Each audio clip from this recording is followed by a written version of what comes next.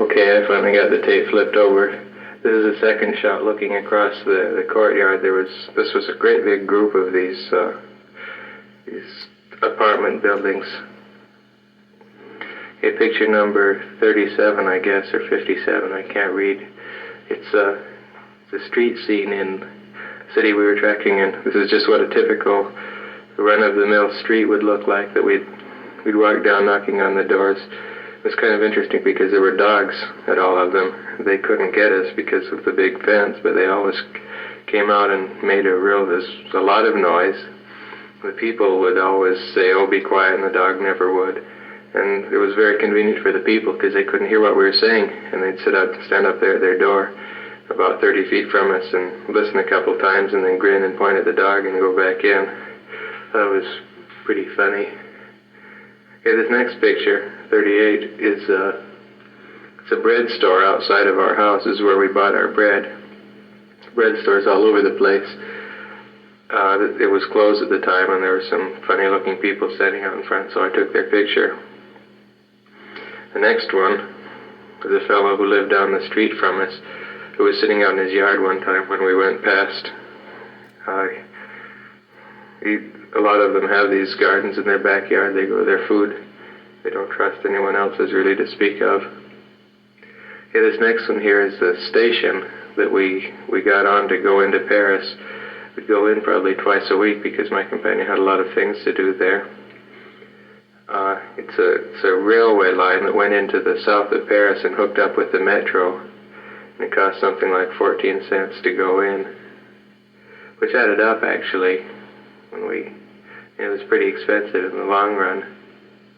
This is the inside of the station, looking across at one of the ticket buildings. This is a very important person. This next one is a very important person who was standing out on the station.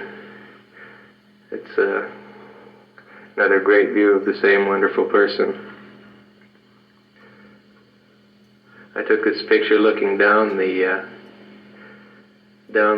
quay, it's called, what would they call it, the dock, I guess, or whatever, just looking down. They call them a quay in French, Q-U-A-I, looking at all the people standing around waiting for the train.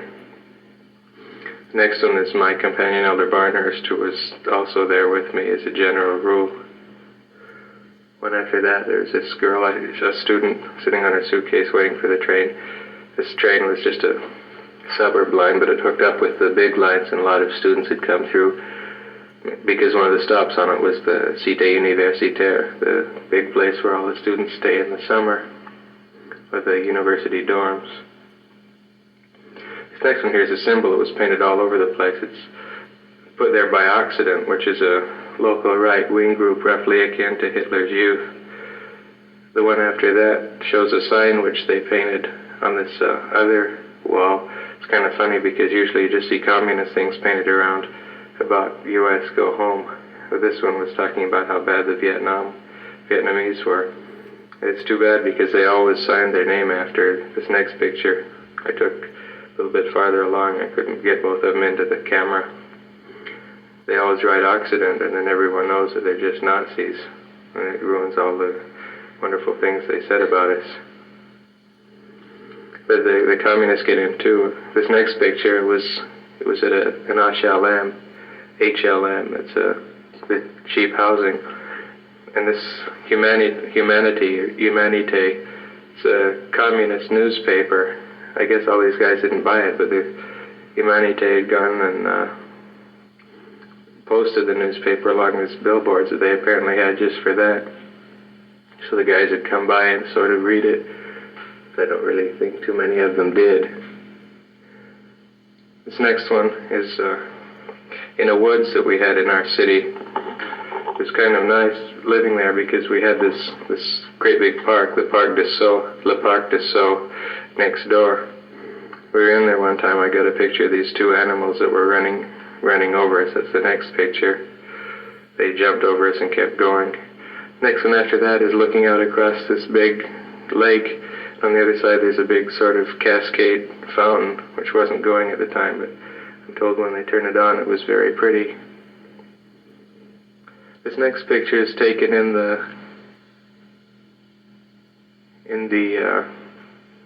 yard of the chapel of that Châtillon. Châtillon has a big chapel, a small chapel on a very big property that used to be the home of some wife of one of the kings or something, or one of Napoleon's lady friends. Anyway, I was told that there was a tunnel going from the basement of this thing to the basement of the Louvre in the center of Paris, which was large enough for a man on horseback to ride in. We looked around, we trying to find the entrance. The basement it left from is all filled in now, and I heard the entrance had been dynamited, but we heard that some elder had found another entrance, so we went around looking for it. We never did.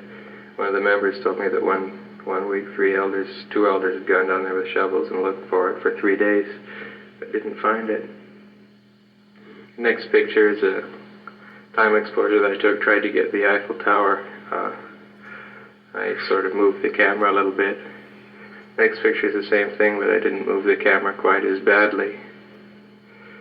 The next picture is the same thing, but a little bit better. These are taken for 4 or 5 seconds, some of them for 10, one of them for 15, which is why the sky looks blue, because it was completely black outside. The next one is the same thing. The next one after that is a daytime view of the same problem. We had an excellent view from this Châtillon Sao. We could see all of Paris. We could see the Eiffel Tower, the Arc de Triomphe, Montmartre, which was up on a hill, just about everything in the city. This picture number 59 is it's in the back. It's on the other side of the chapel's property. There was some kind of there's a big forest, and then these little houses, which the next picture showed. Well, not little. It had been a very nice mansion before, and it has one of these little houses out in the back where, in the garden, just has some benches in it, and the rich people used to go in there and